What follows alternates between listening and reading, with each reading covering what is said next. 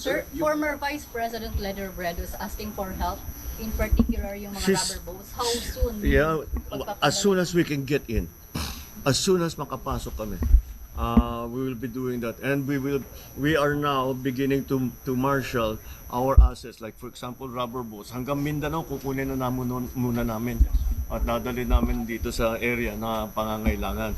We just got that report from Kamsur that half the province is underwater because they live in that the basin within Albay and Kamsur. Kaya yun ang talagang tinatamaan lagi ng baha.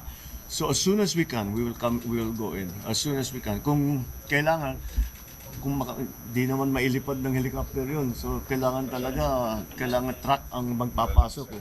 Oo. So as soon as mag-clear, alam naman ng DPWH ang gagawin nila.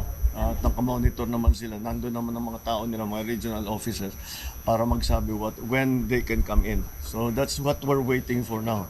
So wala we are at the mercy of the weather, as we always are. So we will just have to wait for the true effects of this typhoon, Christine.